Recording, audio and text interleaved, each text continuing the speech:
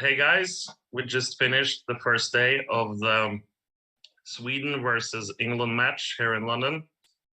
It was a draw in the end, but it was definitely Nils Grandelius that was pushing for the win, but David Howell fought back and saved the game today. And now I'm just tuning in on the charity tournament that's going on here on Chess24, and the plan is to follow Magnus Carlsen's games. I just saw that he won against Tosh, who is working for NRC, which we are collaborating with for this charity event. So it's great to see that they actually got to play each other. And now we see that Magnus is playing quite strong player, another international master from Germany. So will be good to see some games. Nothing much going on after the opening. Both players are playing quite fast.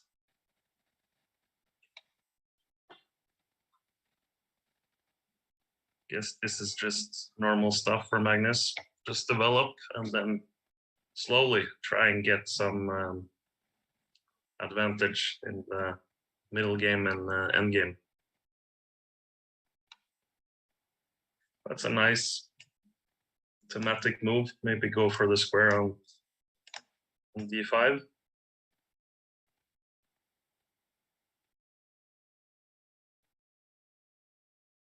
Now he could potentially take on f6, double the pawns.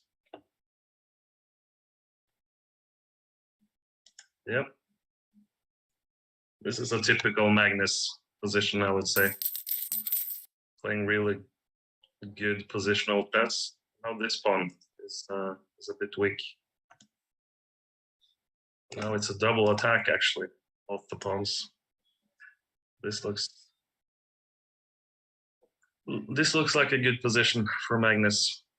Up a pawn. And look at the knight on c5. That's a very good, strong piece. Very difficult to kick that knight out of the strong square. There's a pawn up, so I assume Magnus will win this one. And it's great to see that many players are attending the charity tournament. And we've been able to raise quite a bit of money already today, which is really nice to see. So we're approaching $5,000. And as we mentioned, we crossed $5,000 now. And as we mentioned on the broadcast for the Howell Grandelius match, there is also another $1,000 coming from Malcolm Payne and the chess shop here in London. So that's great. And both me and Lawrence Trent will also donate $100 each to contribute the goal, which is $20,000. So hopefully we will get there. And in the meantime, Magnus, his opponent just resigned. Typical Magnus game, outplaying the opponent in the middle game and end game. So he's on a good streak now, Magnus.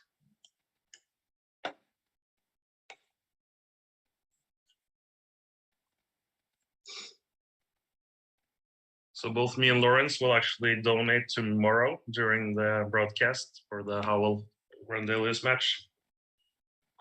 Even though I lost the bet to him, he will match the amount I am donating. So that's good stuff. And it's for a great cause. So if you have anything to spare, if you're contributing, that would be much appreciated. So let's see if there's some other games going on for Magnus.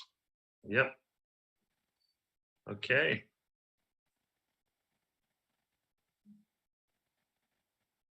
He's playing a woman IM from Argentina.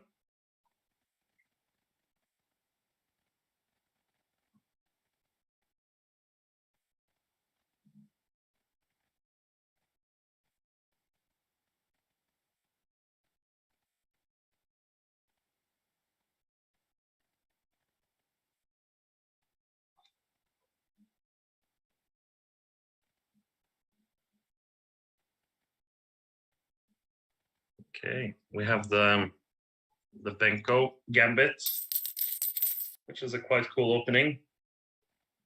You sacrifice a pawn, but you do get some open files, and very often you get a strong bishop as well in this diagonal.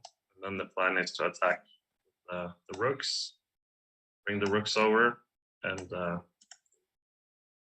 take advantage of all the open files and diagonals. But white is playing both fast and pretty good here, I would say. So it seems like white is familiar with this type of position. Makes sense, trying to get the king to safety out of the diagonal from the queen. And now we can see both of the rooks are eyeing up pawns down here. And now Magnus will try and maneuver a bit.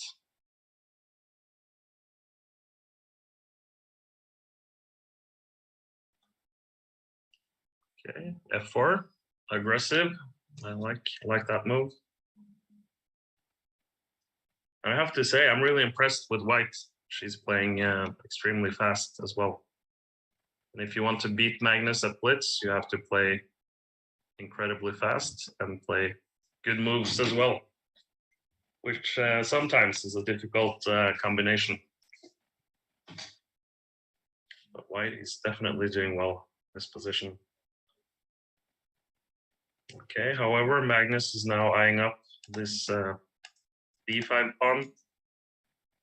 Maybe e5 was a bit premature, but okay, interesting move. e6. But now, how to defend e4. We can also see that Magnus has a threat of taking on a4 and coming in with a knight. But I like how white is playing. Really aggressive play from white.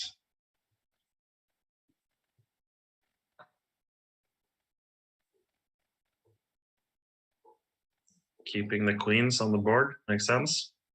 Well, there's some potential threats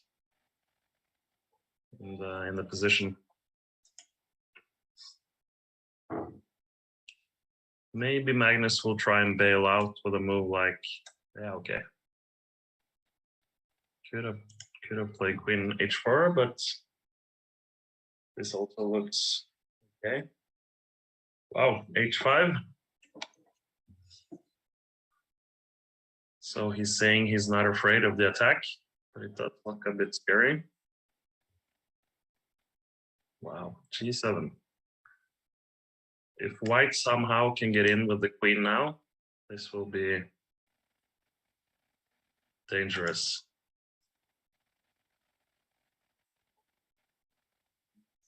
But that's a good move. As long as the black knight can defend the square, I think black is doing okay.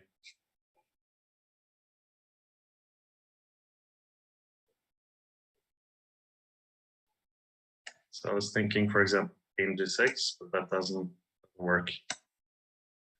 Knight takes e6.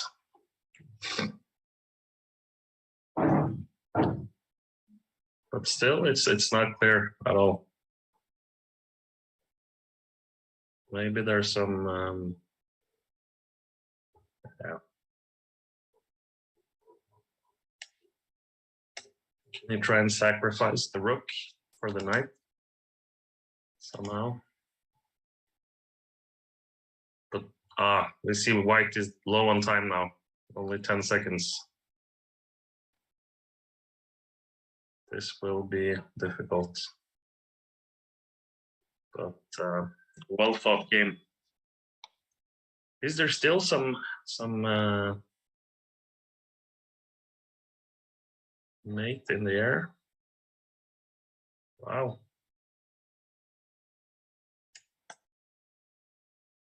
Wow, Magnus is actually in a losing position here, but he wins some time.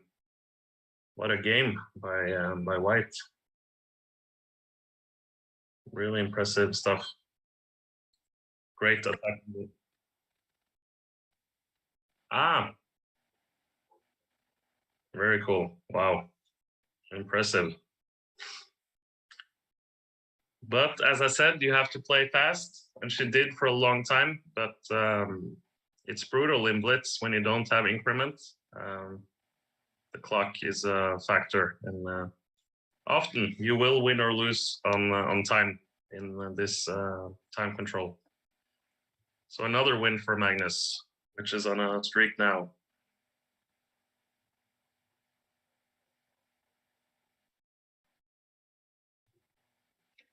Let's see, it's another pairing.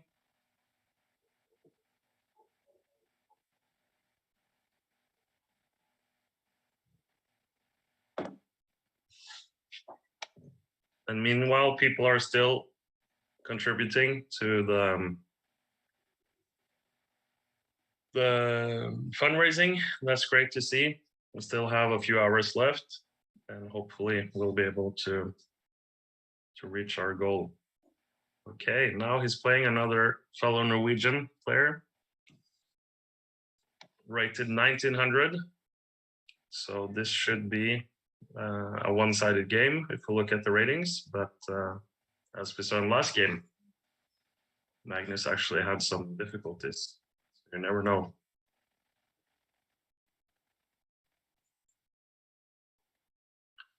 Black is playing quite fast in the opening here, but Magnus, why is he taking half a minute for the first 4 moves? That's a bit strange. Maybe he's getting some food or something to drink while playing.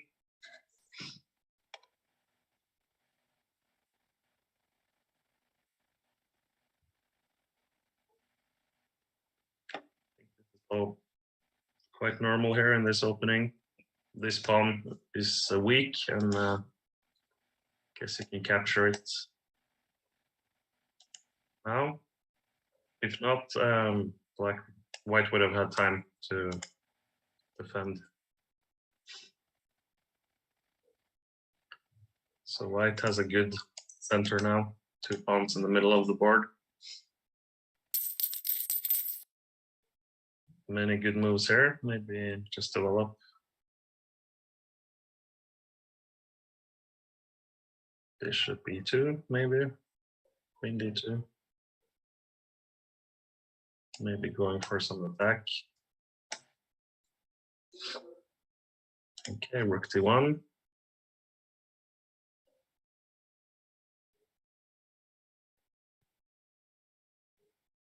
Okay, what happens now if you go here? Both the knights are now covering C4 as well. But Magnus is probably just planning on moving the queen, if that happens. Or maybe to D3.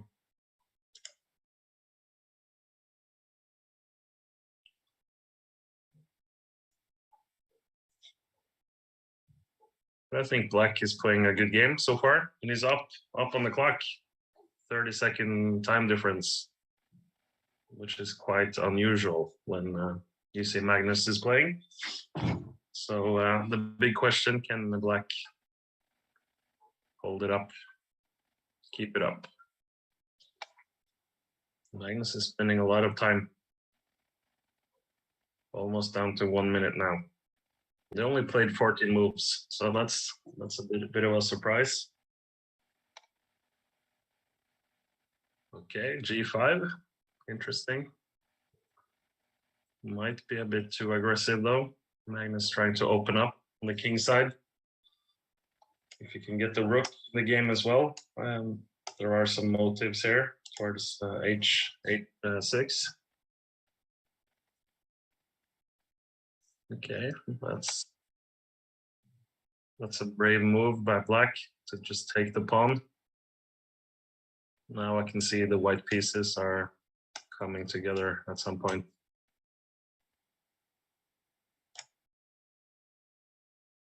In the middle game, it's often, if you want to attack in the middle game, it's often about coordinating the pieces.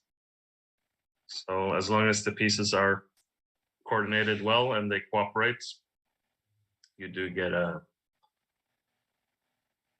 good attack going, or in this case, win material, because the knight had to protect the other knight. That was the blunder in that position by black.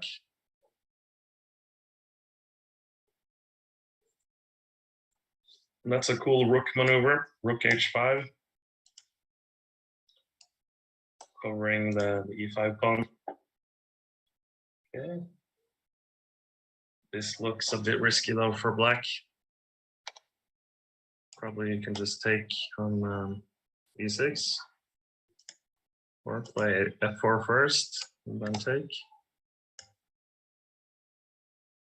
Yeah, this is all a bit loose for black.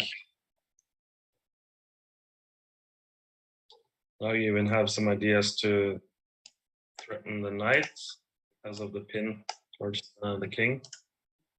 So maybe now you can play, yeah, same idea. But this doesn't work. So now we're in there. Ah, okay, that's a nice move. Taking advantage of the pin, and now he has a dangerous attack as well. And mate.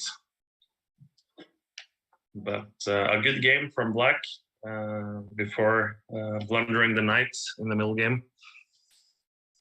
And yeah, Magnus had to spend a lot of time in this game actually. But another win. That's impressive.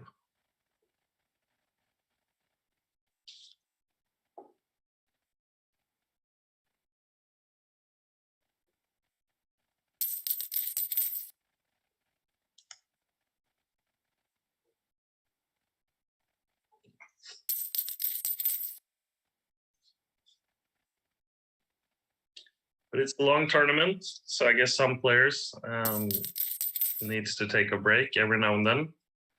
So it's also about having good stamina, because for 3-minute games without increment, you can actually play perhaps 100 games of chess in one tournament. That's a lot. Magnus is still playing, and this time against an international master.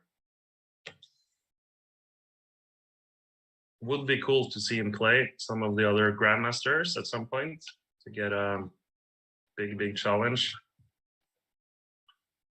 In 3-minute Blitz games, I think it's easier for, let's say, a grandmaster rated around 25-50 to get a win against Magnus compared to other time controls, at least.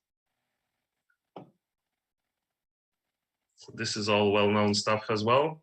I think Magnus has played this several times. And actually, sometimes the rook comes in the game sideways as well. But for now, keeping the tension in the A line.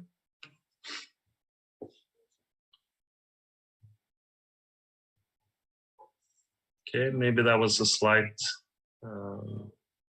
inaccuracy by white, allowing this position. Now the a4 pawn will be quite weak for the rest of the game if Magnus can double up and slowly attack it. On the other hand, this b pawn is also a bit weak, but for now well protected by the knight. So it's more difficult to attack this one compared to a4 pawn. And now there's some tactical stuff going on. So material-wise, it's completely equal, but Seems like Magnus has a bit more activity with the rook. Threatening c4 and potentially coming down either to a1 or a2. One of these squares at some point.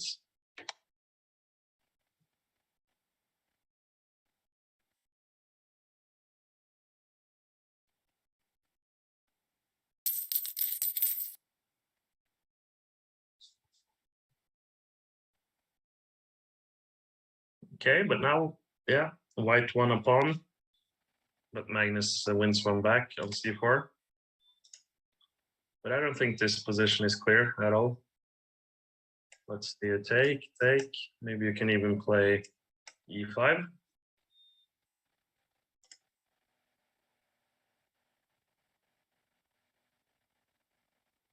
That just looks like an equal rook endgame.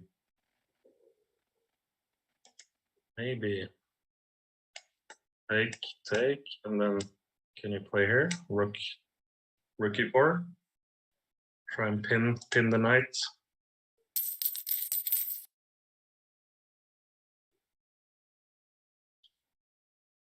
But then suddenly you have ideas playing d6. I don't know if it's working, but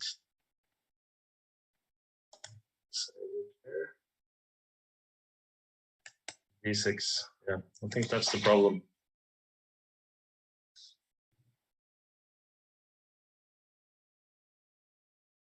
Okay, this is an interesting position.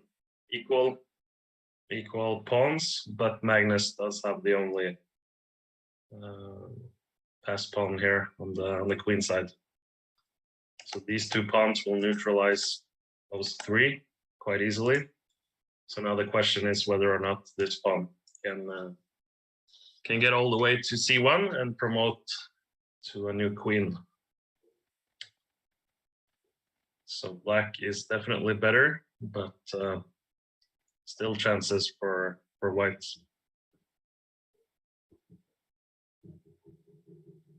That's a good move, covering the c4 square. But now Magnus is trying to get some mating attack going with the rook and the bishop. The black king is also very active, and that's something you aim for in the endgame. You have to bring out the king to help the other pieces. And often you have to help the pawns on their way to the other side to promote to a new queen. So that's exactly what Magnus is doing now.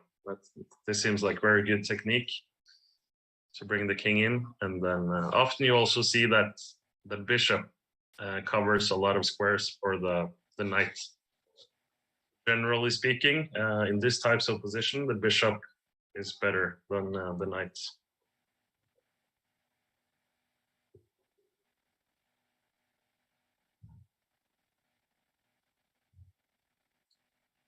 Okay, so now Magnus is changing plans a little bit. He's going for these pawns on the king side.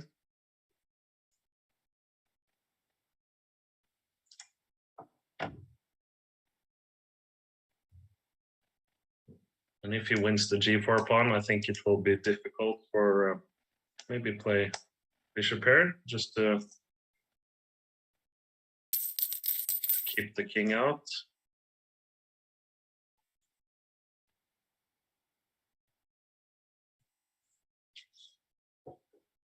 And now I think the h-pawn will start running and soon become a new queen. White cannot defend both the pawns. All right, another win for Magnus. But also a well-fought game from the player with the white pieces.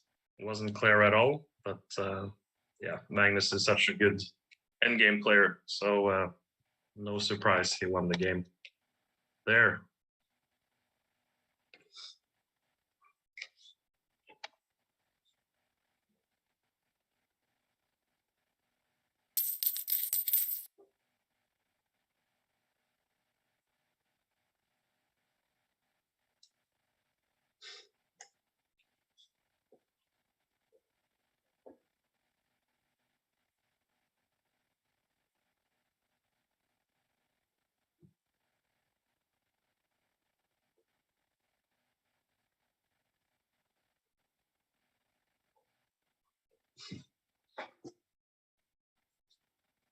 All right, another game, this time against a player from Brazil, rated 1787.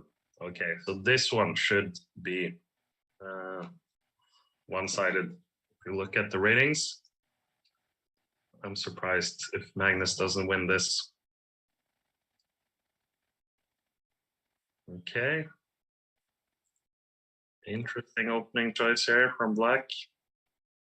Bit unusual. Often you don't want to open here unless you have already developed the bishop, because now White is threatening the rook. And okay, yeah, this looks like it's gone wrong for Black in the opening. So Magnus could just take the knight the next move and be a rook and a piece up. So that went as predicted, a quick win for Magnus, who's won a lot of games in a row now. Who will be the player to stop him?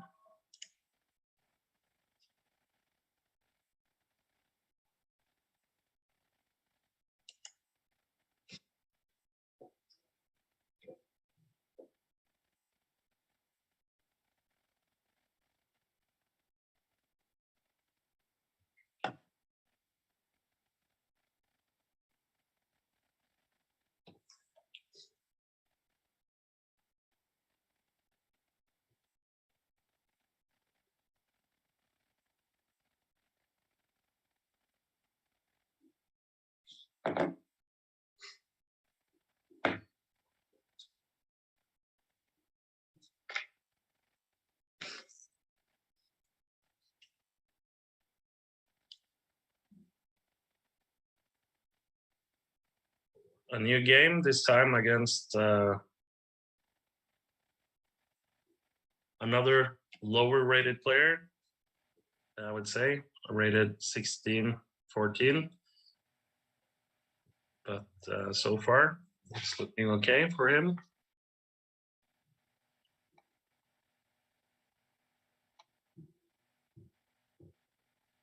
Okay, inviting for a queen trade. Magnus loves playing without the queens. That's his cup of tea.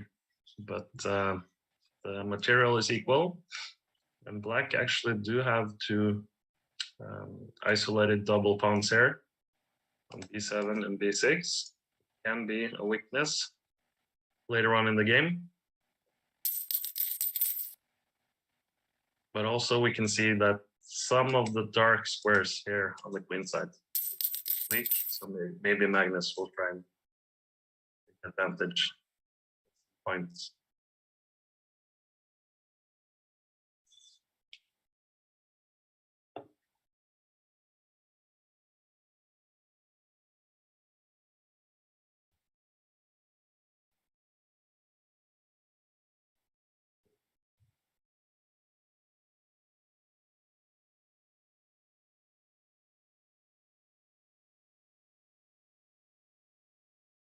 Okay, I think a4 was a good move, because now you can at least move the rook without having to protect the a2 pawn. And Black have some ideas maybe to come here and c2. So now White is just trying to defend in advance. Now he's planning on gathering some more pieces. Maybe the rook will join as well. And if the knight comes, then it's 3 pieces attacking.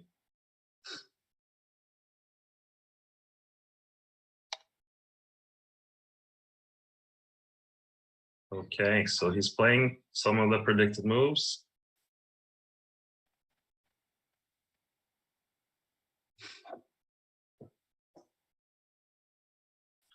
Now the question is how to protect c2.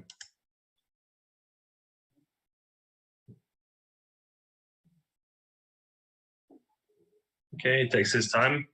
Logical move, wants to play e5. Just take control in the center. And then you can see that some of the white pieces are lacking good squares. And the same goes for this rook. So now, after knight play went to b1, the rook is in trouble, and it's difficult to protect all the different threats from Magnus. And this is a typical Magnus game, very positional, outplaying his opponent in the middle game and end game. The knight can just go back, or you can take.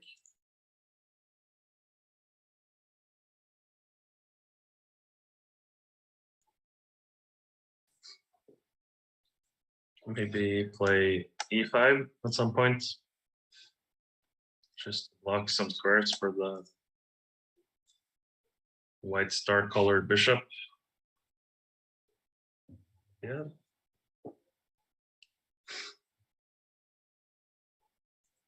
Oh, that's a nice move. Relocating the knight in the center.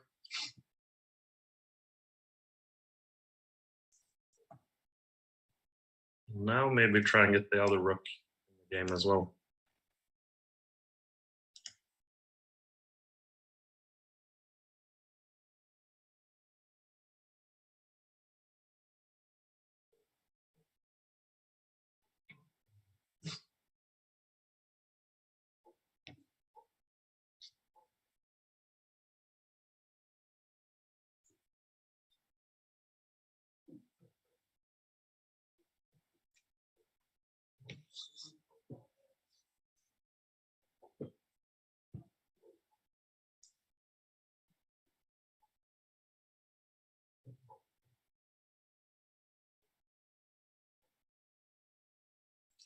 Yeah, that's a good move. Whenever you're up in terms of material in the endgame, it's always good to trade off pieces. So, for example, Magnus traded a rook for a rook. That makes it easier for you to convert the winning position to a win. It also takes away your opponent's pieces, so it's more difficult to get counterplay. So very instructive play here from Magnus in the end game. Now it's checkmate. Good game, well fought from Jose with the white pieces. But hopefully we can get okay. He's playing international master from Argentina. So I expect this to be a bit more difficult than the last couple of games. Magnus playing c4, the English opening, which is an opening he played with the white pieces in London, I believe, versus Fabiano Caruana, 2018 World Match. And that's what's so great about Magnus and the other top players in the world. They can basically play any opening. So it's really tough to prepare, and they're so versatile. So they can play any types of openings and positions in general.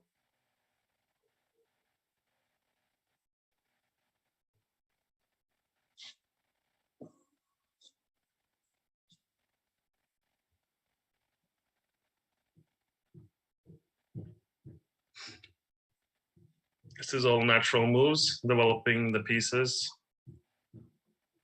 Now I assume both players will castle. Okay, centralizing the knight a bit before castling. And then often I think in these positions you want to try and get the bishop on b2. Then you have a nice diagonal hitting targeting the black king.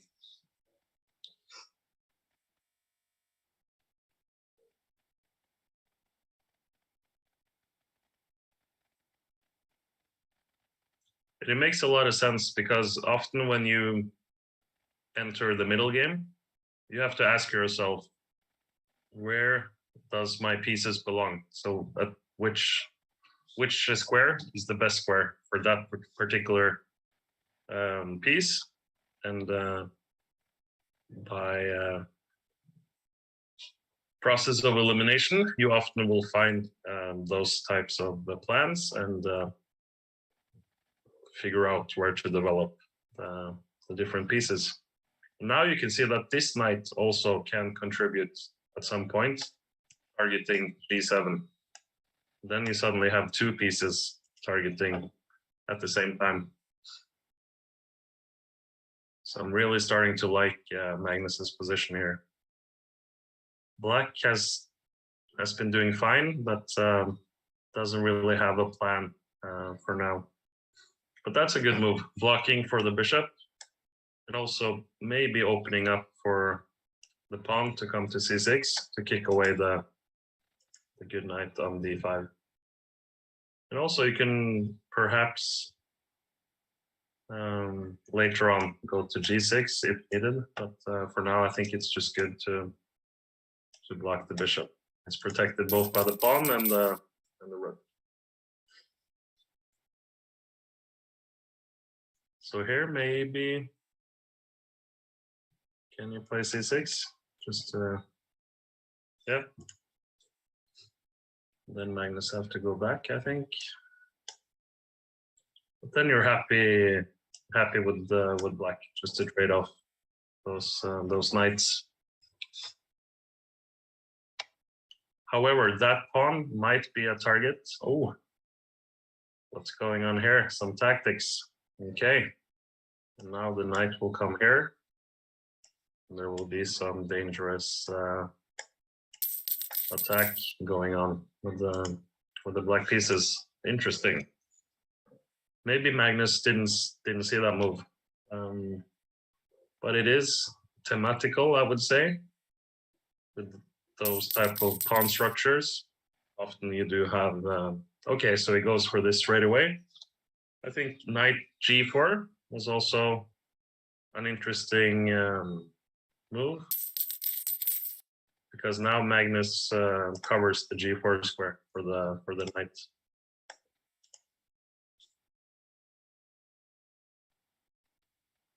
But this also looks good, I have to say. Wow, g5. Impressive stuff. I think the problem now, yeah. The problem now, if you'd move the knight, this would be deadly. But Magnus is finding some good defensive resources, and is about to win on time as well. So sometimes it's just about finding some defensive moves, and then even though you have a losing position, you might be lucky and win the game on time. But now, and often when you are low on time, you tend to not be able to find the best moves, which is the case now, I think, for the black player.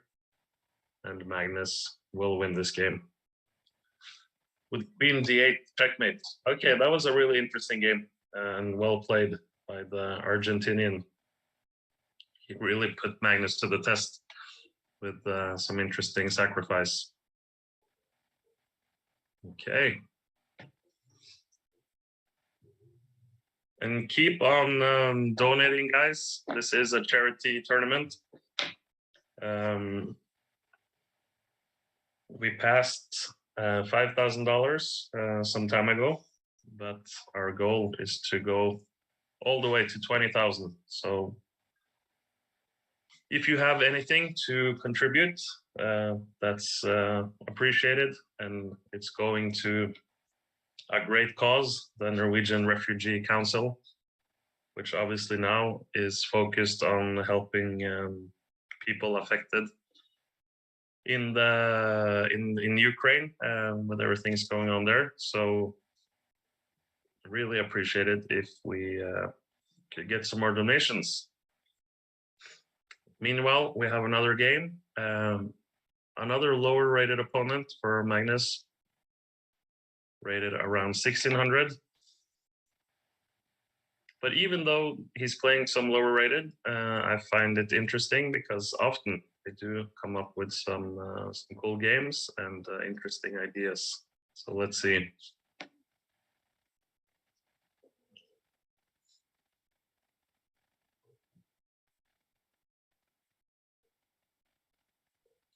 I think if you're a lower rated player, I think your strategy should be to play fast, because even players like Magnus, when there's no increment, and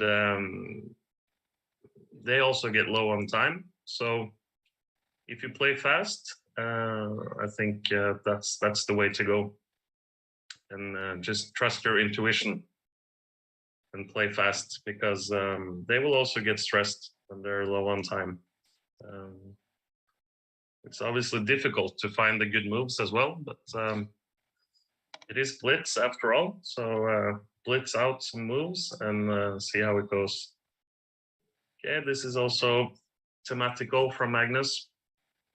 Maybe White should have played on to h4 himself, just to try and neutralize a bit.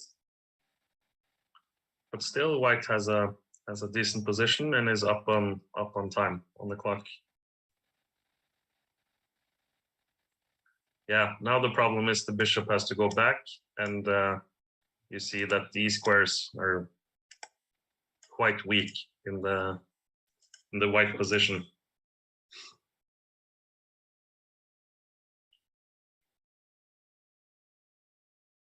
And also this knight jump in, perhaps, to d3.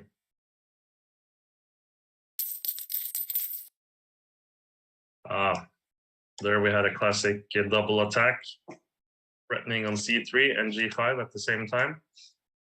And this reminds me of an opening trap in the Queen's Gambit, called the Cambridge Springs variation, where you bring the queen out to a5 and you go for the double attack on c3 and g5. So this is just completely winning now for Magnus. He also have some ideas of bringing the light squared bishop into the game, perhaps, and then take advantage of the weak square on f3.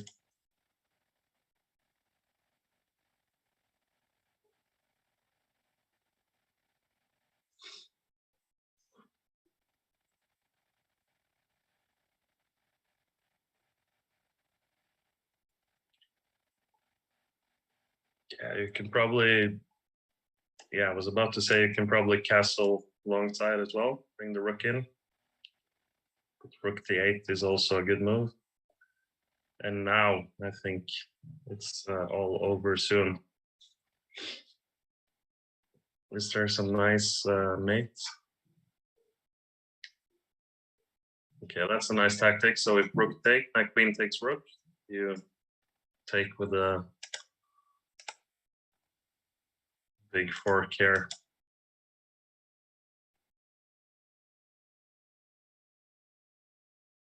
Wow.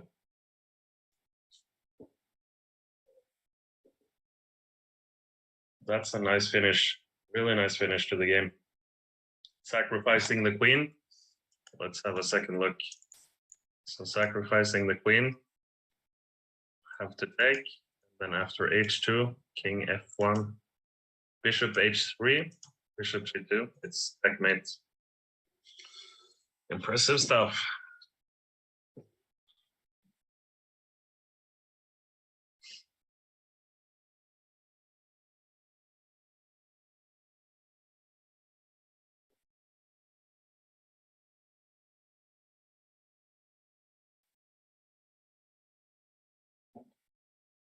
Let's see who's the next opponent for Magnus.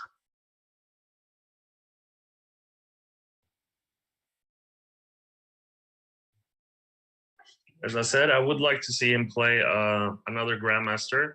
That might give him a tough challenge, because so far in most of the games, at least, he's been quite dominant, with the exception of the game he played versus the Argentinian female player, who actually had a winning position in the end, but lost on time, unfortunately. So she played a brilliant game, and very attacking as well. That's always good to see some attacking chess.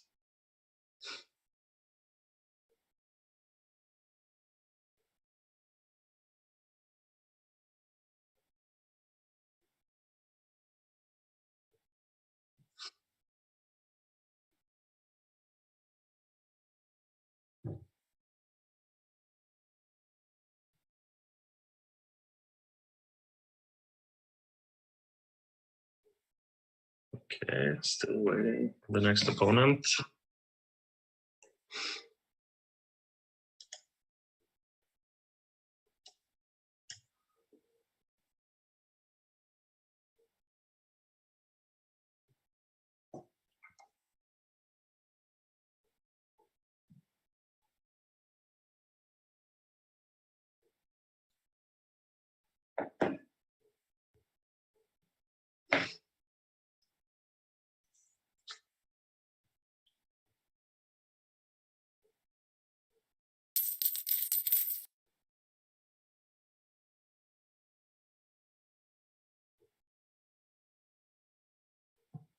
So what's going on with Magnus? Is he having a short break, maybe? Getting some snacks or something to drink, perhaps?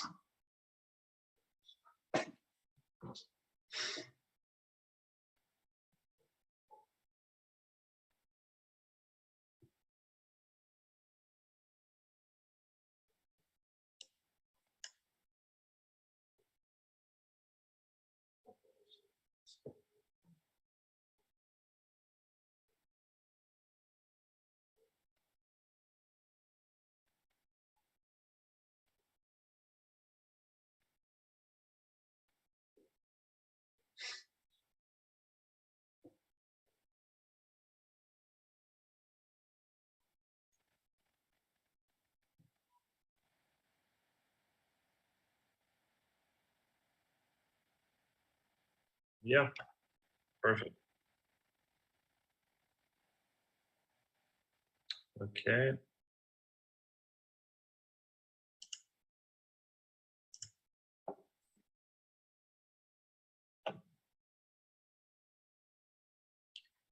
Okay, we got another game.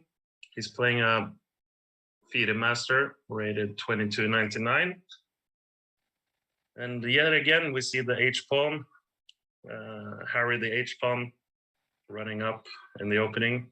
But this time, his opponent played H5, which I, in general, think is a good idea. Because if you allow your opponent to bring the pawn either to H5 or to H4, depending on the colors, it might be a bit,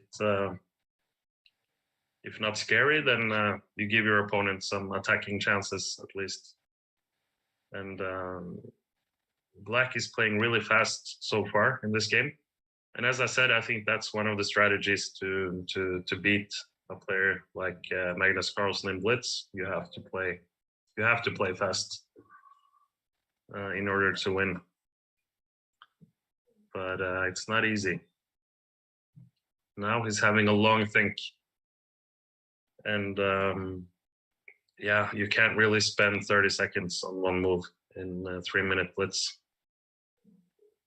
You just can't. You have to speed up. Okay, Queen C7 is a natural move, I guess. Maybe he wants to castle queenside. Try and get some attack going with the arc squared bishop. Or he can just maybe play rook c8.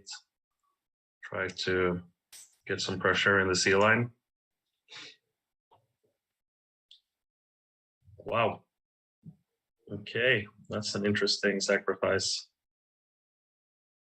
But is it enough? Did Magnus oversee this? That's a big threat. Knight takes C2 is a very dangerous threat. And now, yeah, it's a bit unclear, but I think black is doing okay in this position. Now the clock is about equal as well.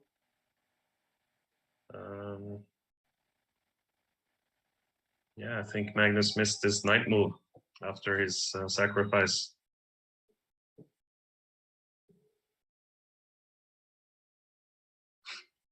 That's a nice move, just to protect e4, taking advantage of the pin. So the knight wasn't actually attacked by the pawn. And now at least it seems like Magnus is getting out of some of his troubles at least. But he is, yeah, he is some material down, full piece down at the moment. Just one pawn to show for it. And yeah, the clock situation is quite equal. I think black has a good chance to win this game. That's a good move. Good defensive move. And as I said earlier, if you're up on material, any exchange is good for you, because if your opponent doesn't have that many pieces left, it's difficult to create counterplay. And at the same time, your material advantage will be more decisive. Okay, but Magnus is still fighting on. Wow, now he's winning the g6 pawn, which was a very crucial part of black's defense in front of the king. So it might look like Magnus tricked him. Yeah, if king goes to f8, the bishop will come to h6, and after king e7, white wins the queen with rook g7. And if king goes here, you just check. You have to give up the queen in that variation as well. Okay, unlucky, Champy. That was a good game. But again, it just goes to show how difficult it is to.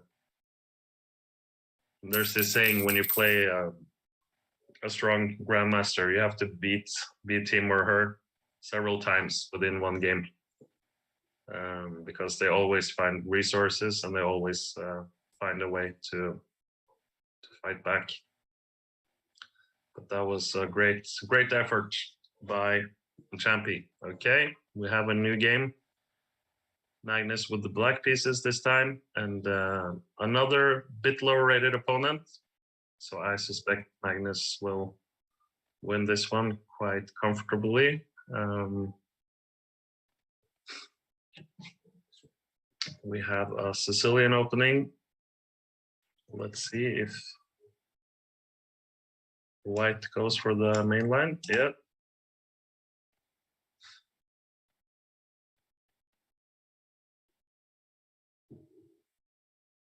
And here, black takes back and takes pawn. Then you have a different couple options. You can either play g6, I think, and a6 you can play. Or knight f6. Yeah, knight f6 first, and then probably g6. But a6 is also good in these types of positions, so you don't get in trouble with the knight, for example, e5, targeting some squares.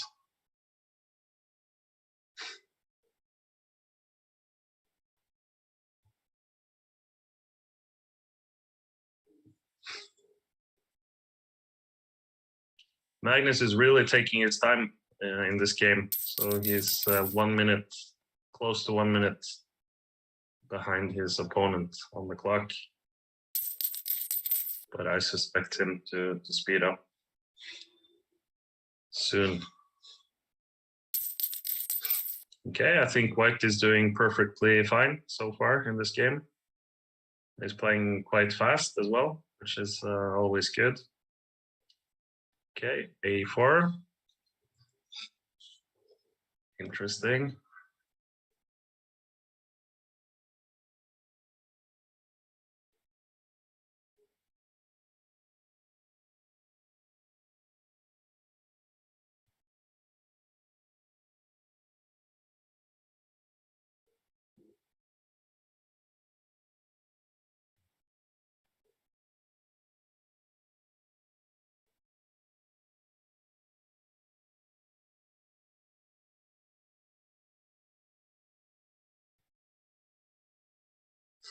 Yeah, I think white is playing really well in this game.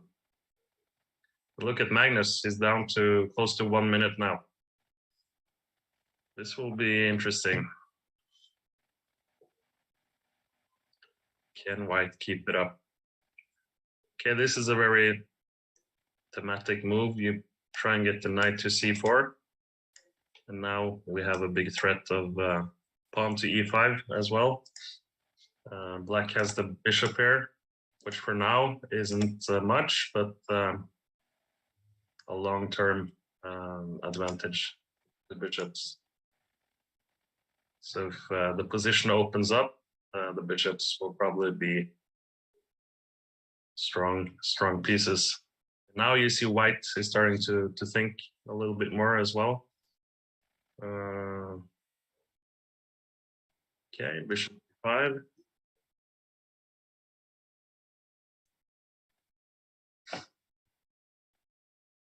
Yeah, okay, Magnus winning a pawn.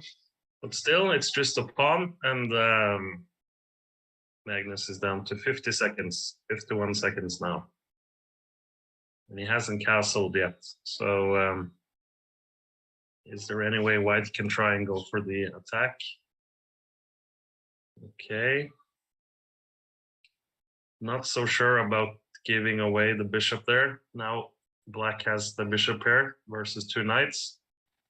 And this is a semi-open position. So I think the 2 bishops will be quite dominant in a short period of time. Now you can see the clock situation is equal. Both players at 45 seconds. And I do believe Magnus has quite a big advantage now. He's a pawn up. He has the bishop pair. Ideally, white needs more pieces in the attack.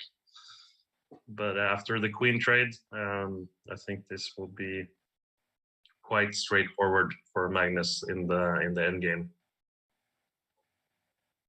Now he's starting to speed up as well.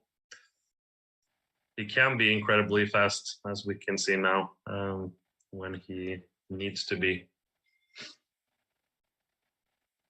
And yeah, taking advantage of the pin, just trying to exchange some pieces now.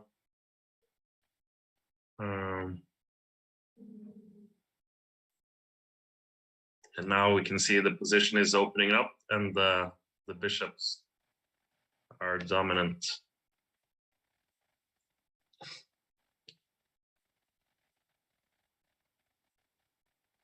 Yeah, maybe Magnus should have played bishop g5 earlier when the knights were the same diagonal. But still, this is also winning. And there, white is out of time. So yeah, good fight. Magnus hasn't been that low on time for many games. So good job from the lower rated player. Let's see.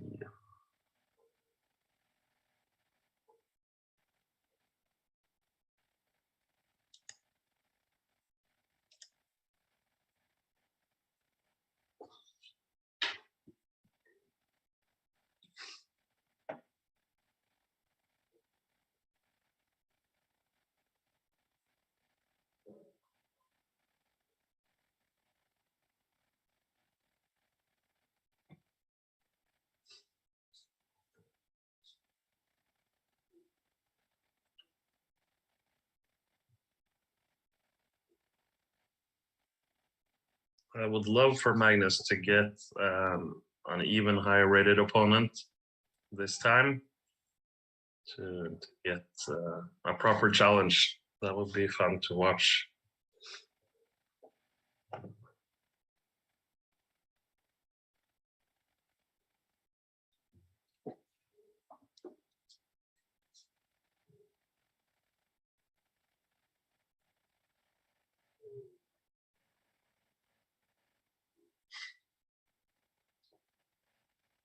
And now we're up to 6,000, close to 6,400, which is great. But continue to contribute if you have the chance, so that we can close in on the big goal of $20,000 for the Norwegian Refugee Council, which will use that money to help Ukrainians that need it in this difficult time. So it's all for a very good cause, and hopefully we can get to that goal within the next few hours.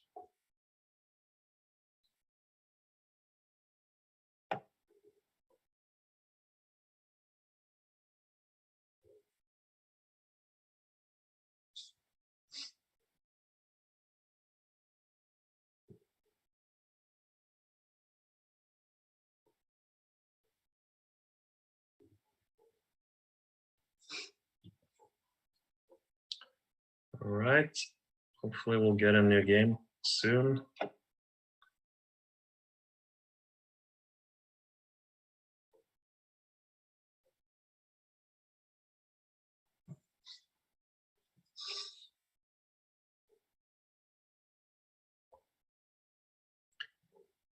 He has been put to the test a couple times, at least the games I've been following.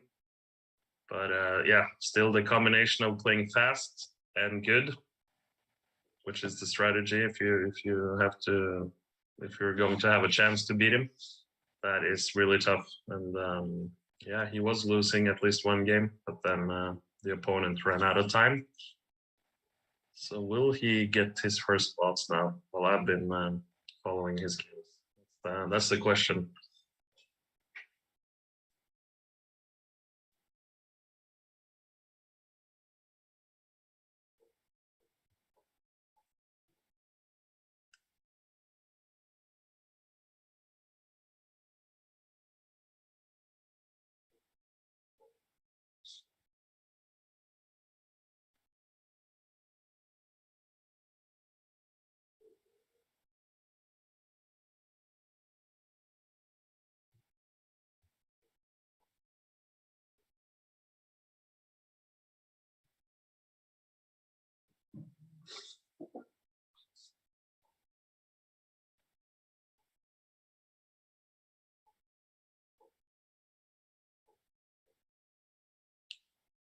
Let's see.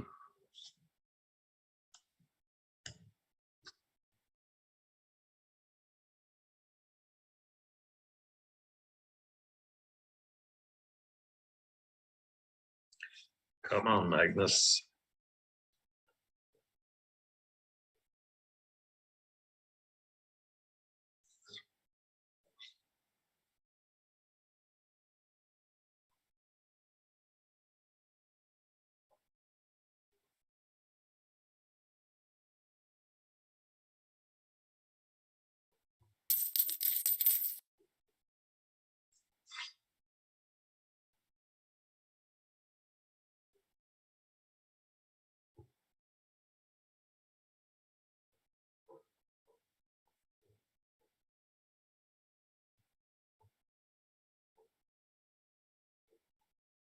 Maybe we can check the tournament.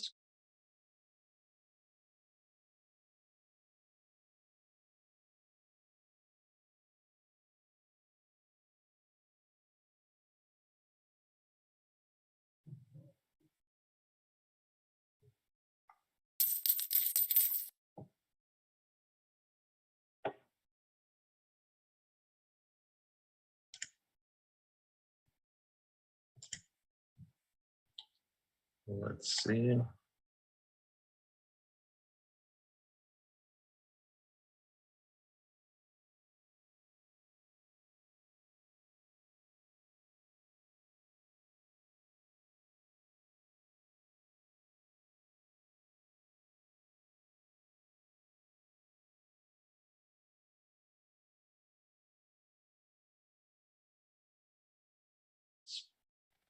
And then we have the German international master, which lost against Magnus. He's at 86 points. So it's a big lead. But it's nice to see both Tosh, the Norwegian international master, working for the NRC. He's currently at 8th position, which is impressive. We also have, we have an 1800 rated player from Brazil at 12th. Then we can see actually Jan Gustafsson, famous chess commentator and grandmaster.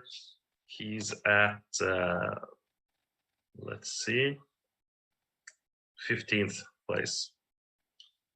So someone needs to try and get a win off of Magnus to make it more interesting in the standings.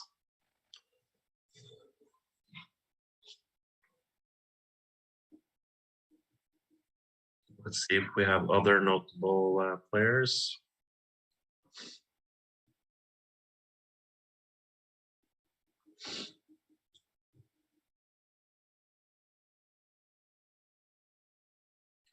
We also have a couple of strong Spanish players. We have Davis in 6th place, which is good, impressive. And yeah, Champy, who played a really good game against Magnus, the FIDE master. He's at 5th with 76 points. But yeah, solid performance by Magnus so far. It looks like he's having a break, perhaps. He knows he has a big lead, so maybe he's just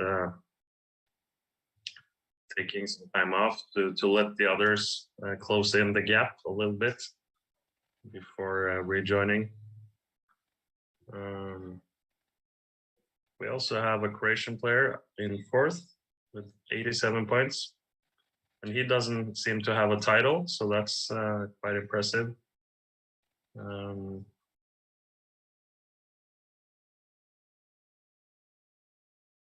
We also have another international master from Norway in 13th place. So there's a good mix of players here. That's nice.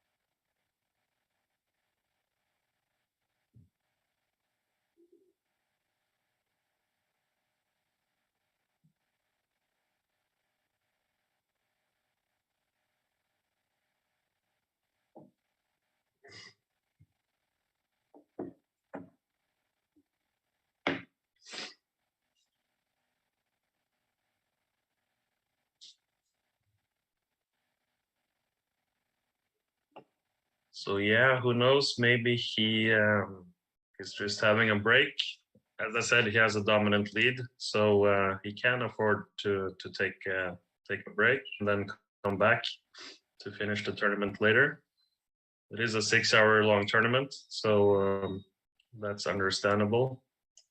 We still have 2 hours and 38 minutes to go, and yeah, he has a 32-point lead, which means that he can have a break and then perhaps rejoin later in the evening. So let's just see if he comes back now.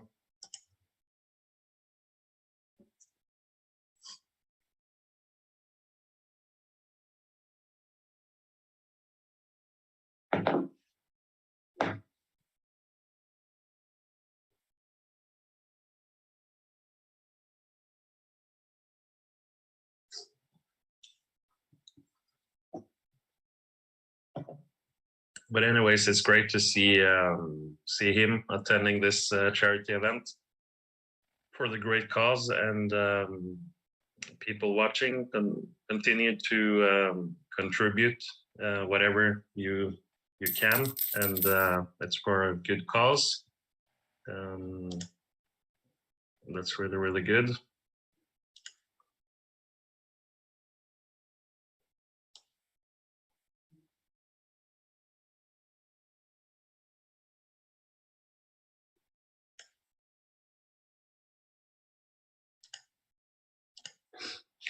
Yeah, it doesn't look like Magnus is coming back anytime soon.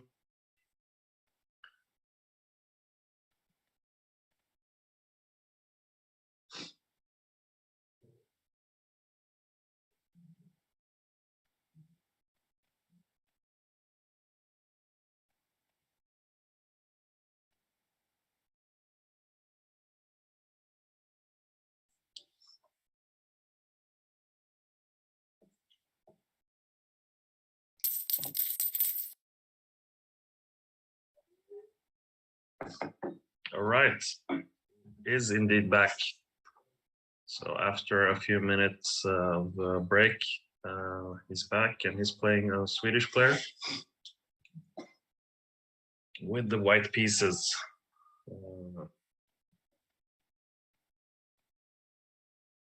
Magnus started with 1 d4, but now it might transpose into some French defense variation after e6 and d5.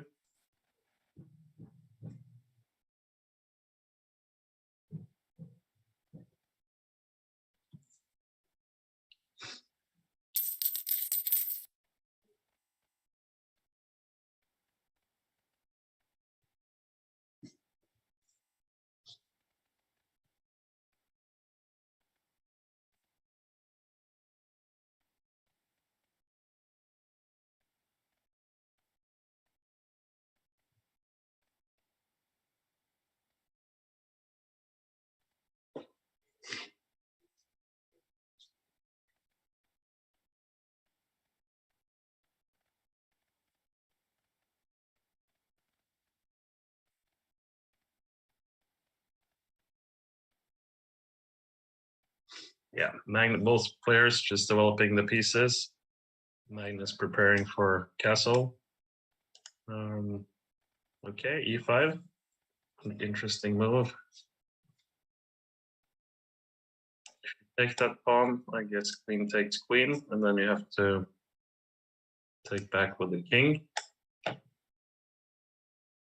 So Magnus just castles instead, and will now take back probably. Okay, but it was taking back with a pawn. So Magnus sacrificing a pawn to try and get some activity. Now it looks like a threat to take on e8, and then knight c7 with a fork. So is there a defense for this? Black play knight a6. Maybe. But these two bishops are quite strong at the moment.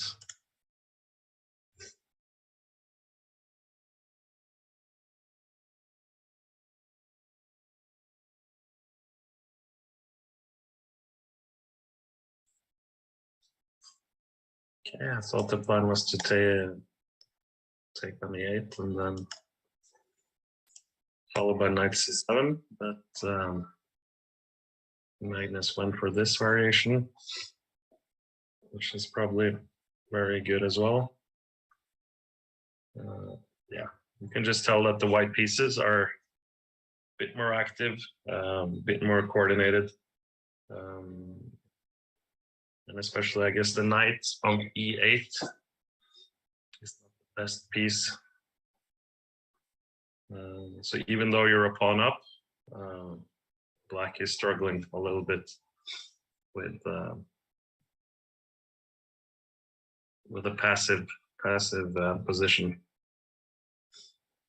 Okay, that's a good move. Double threatening on c4. Might be able to, I was about to say, maybe take on a2, but perhaps that was a bit too greedy. Now Magnus have to retreat the bishop.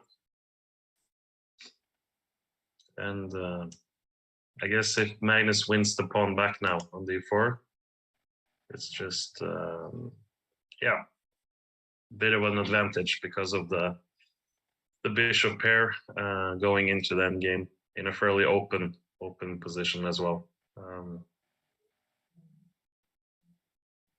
So I think Magnus is quite comfortable in this position, even though he's a pawn down at the moment.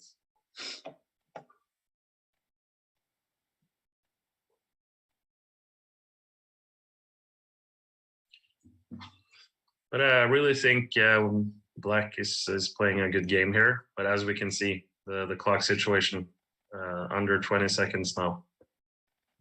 This will be really difficult for Black.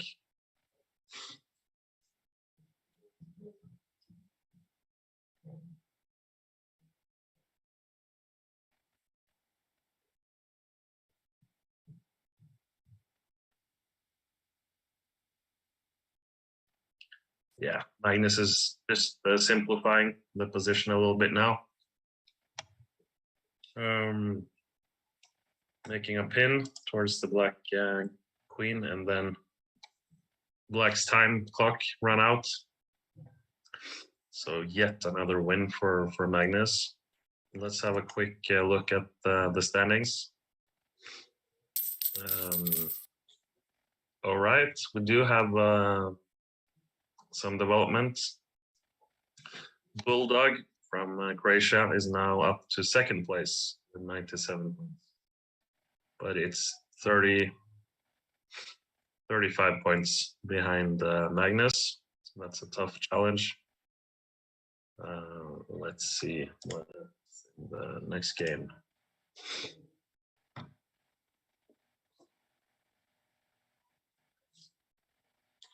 But it's really interesting to see. I mean, when Magnus plays, it really does look simple, but it is not. I can confirm that.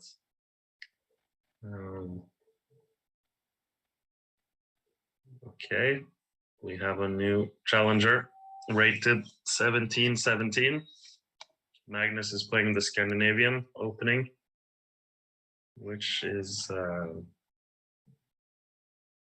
not the most popular opening among top players, but it's definitely interesting, at least for Blitz games,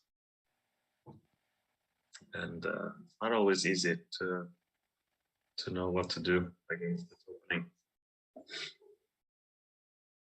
So Magnus goes for the queenside castling, which probably will help him get some attack going with the pawns.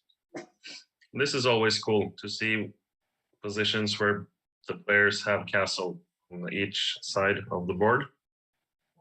That means we often get attacking chess and interesting positions. Now White's problem is this knight on h4. Doesn't really have any good squares to go to.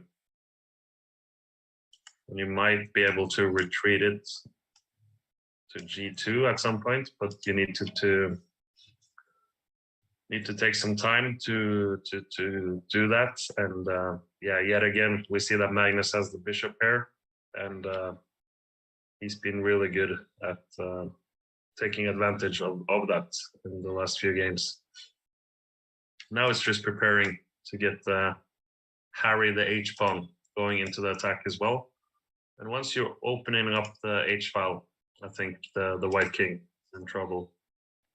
If you can try and reroute the queen, maybe it's not easy to defend against that attack. So I predict the queen coming back at some point, just supported by the rook. and then go for the attack. And now you have to take back and yeah, just no defenders of the. Yeah, this is also a very interesting idea. The queen is covering the only escape square for the white king.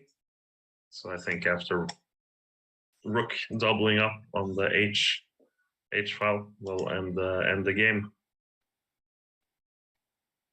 There's no good way to stop rook H8 and rook takes H2. Checkmate. And look how black is dominating the black squares in white's camp. Both the queen and the bishop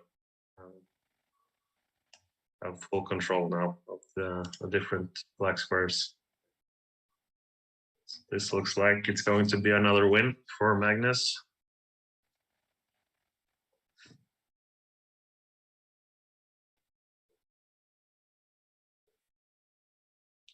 And again, quite instructive play because white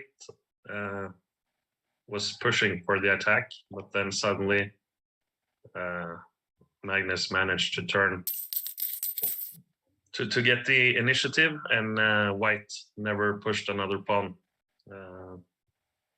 since.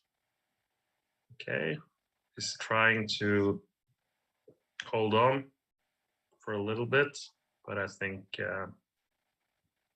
yeah, you have several good moves here. I think you can probably just go rook H8 anyways, threatening to take on H4. Maybe there are some other fancy ways to do it.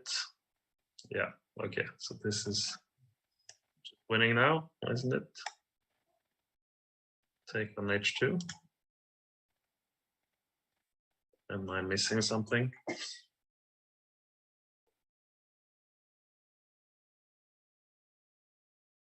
Rook takes H2, checkmate.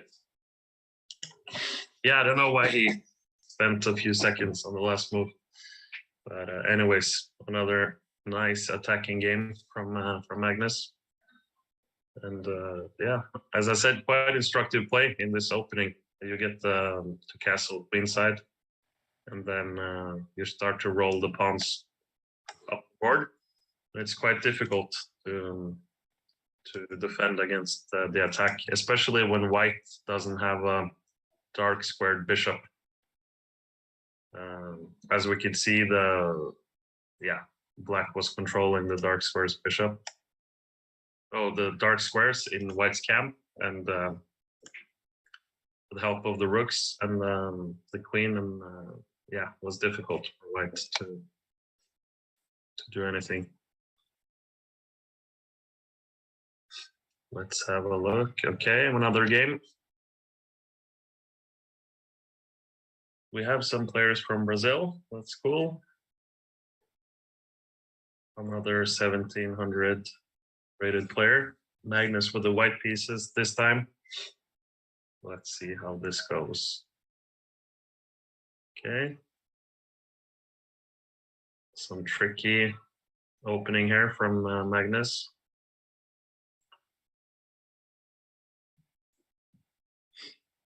Usually you don't bring the queen out this early, so now he's just trying to be a bit adventurous, I would say.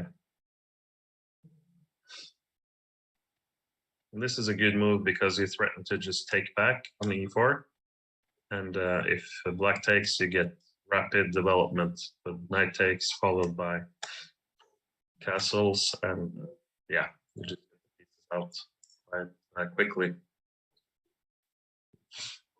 This is often the problem when you accept a gambit or you take a pawn in the opening. The compensation for your opponent is often that he is in front in terms of developing the pieces, like we can see in this position. Now I expect Magnus to go for castle queenside, then maybe start rolling pawns yet again. Yeah, this is also thematic. Now black has a defense with the knight on f6, covering the h7 square. But if he's able to get black to attack the knight on f6, then it's quite scary with bishop takes and queen takes h7. Okay, he castled queenside. And now, okay, that's a brave position. Maybe even knight e4 in some variations. Yeah.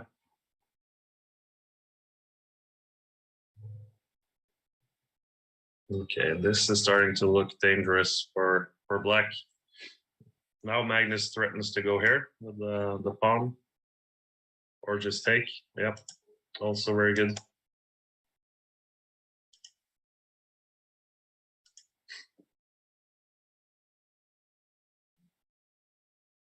Another sacrifice. I don't think black has enough counterplay in this position.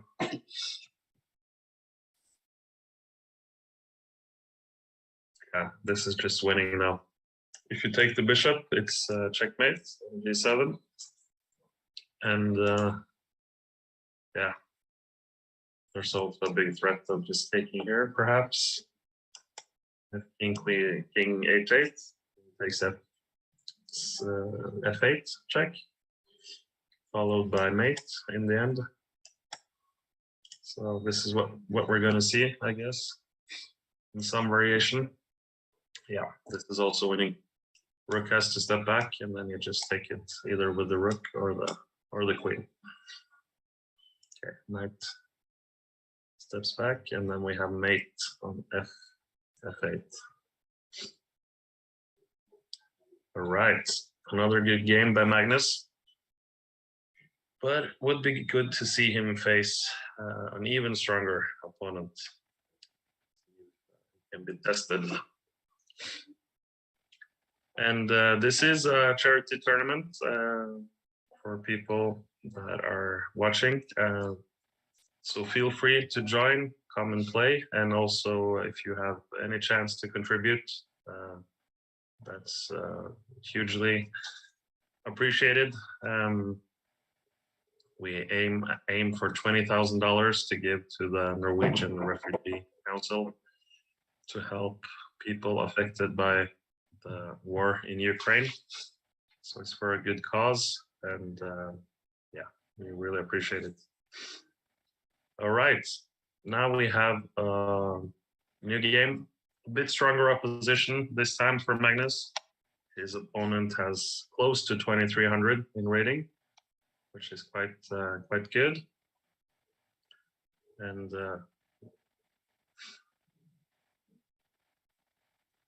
yeah, interesting idea there by white, but after knight d7, it looks like black is doing pretty good, taking advantage of this pin.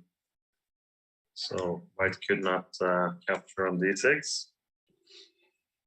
And yeah, just winning a pawn now, I think, after. Nice tactic there by Magnus. And again, we see Magnus with the bishop pair. So this can't be a coincidence, because it has happened so many times now. And I think it just goes to show how powerful the bishop pair can be. And now we will see checkmates after either king here or here. The queen will come and checkmate the white king. That was a fast win for Magnus. And yet again, yeah, look at the bishop pair. How strong they can be together in the attack. Let's have a look at the leaderboard. Okay, Magnus currently at 144 points. Second place, International Master at 102. And then we have untitled player from Croatia in third place. That's also really impressive. Only 3 points behind the second place. And then we have several players on scores between 80 to 88. The rest of the top 10 players.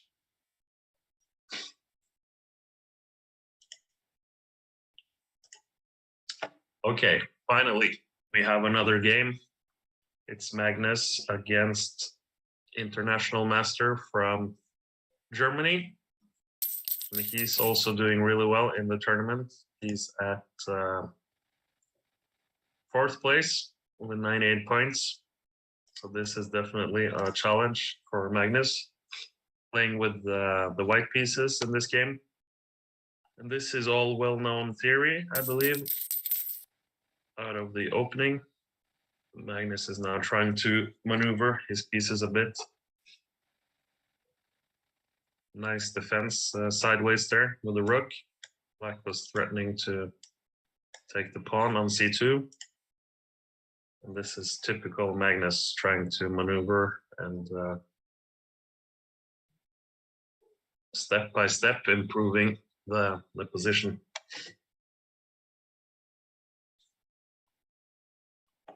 And this is also interesting because, as you can see now, the position in the center of the board is closed.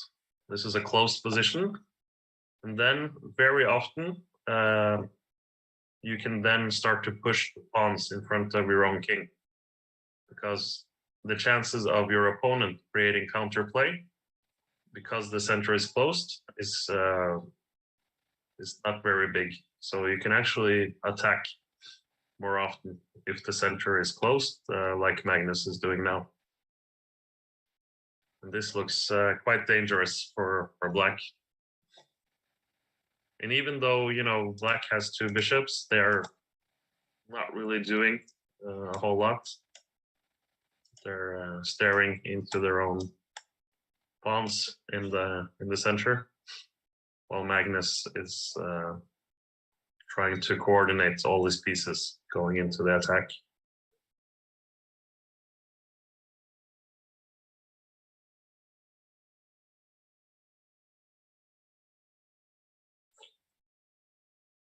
Okay, but that's a good move, threatening the rook on e5. Is there a good square for the rook? I'm not so sure, because after rook g5, for example, okay, I was thinking maybe bishop e7, but maybe e5 is also a good option. Oh, it's getting really complicated. What happens after e4?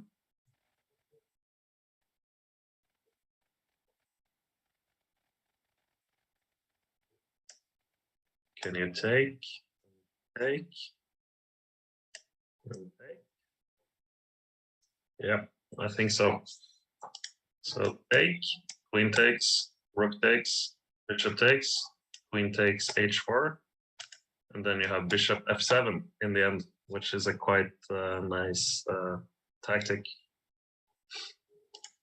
So the black queen cannot take on h4, goes to e6, and now Magnus just finds another route through the h7 square. And if king takes, you just move the bishop to f5, threatening the queen and checking the king at the same time. So that's very instructive play by Magnus. Yeah, so if he wants to, he can now play bishop h7, but maybe this is better. Go to f5 first. Yeah, and he goes for this, and now he's a rook for a bishop, material-wise in the endgame. And now, yeah, Black just blundered one of the bishops. It was an interesting game. Well played to the German international master. But yeah, yet again, impressive attacking game by Magnus. So yeah, remember this idea for later. If the center is closed, then it's easier for you to attack with the pawns in front of your own king. Most of the time, at least, like Magnus displayed this game.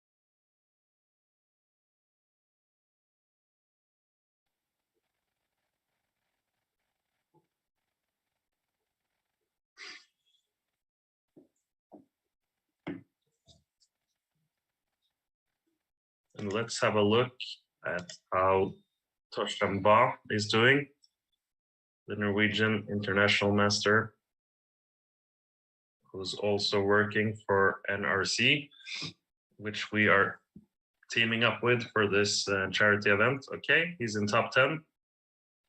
He's in 10th place with 80 points, alongside another international master from Norway. So we have 2 international masters from Norway at 80 points. So that's impressive. And Torstein is not playing that much chess anymore. So if he finishes top 10, I think he'll be really happy with that. And Magnus still has a dominant lead. Now he's 42 points ahead of the second place. But the fight for second and third place is quite open. There's only 8 points between the second place and the fourth place currently. And then behind Niklas, which we just saw play Magnus, we have some strong Spanish players at 90 and 88 points in fifth and sixth place.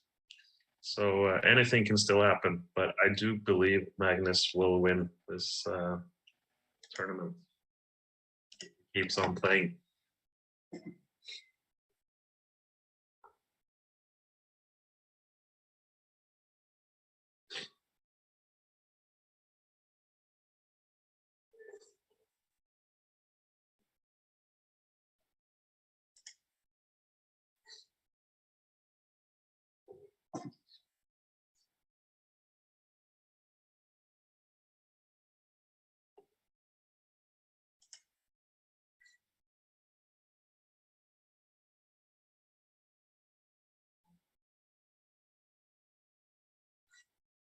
And we see that Jan Gustafsson is also back.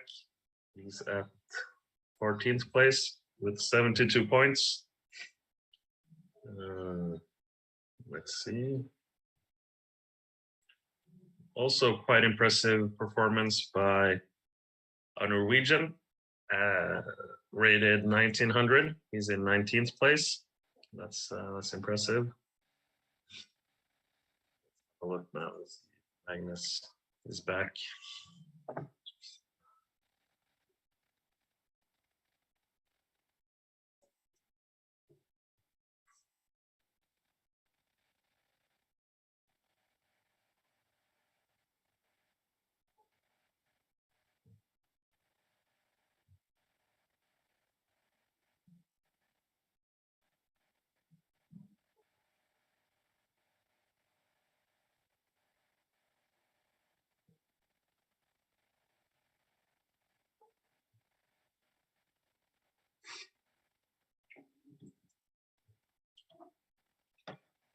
Okay, will Magnus return? That's the big question.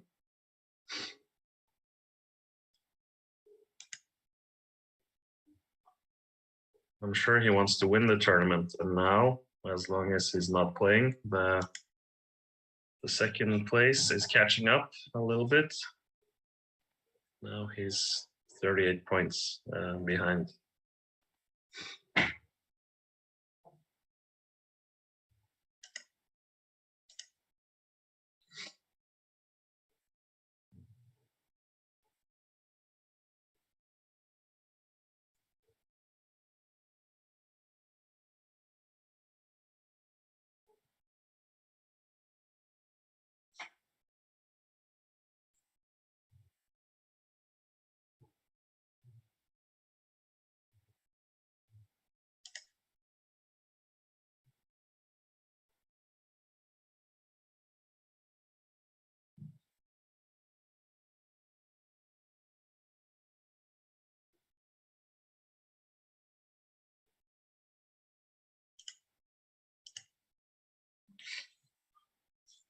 Okay, guys. It's been a pleasure commentating on some of the games of Magnus. It does look like he has a very good chance of winning this tournament if he comes back and plays a few more games.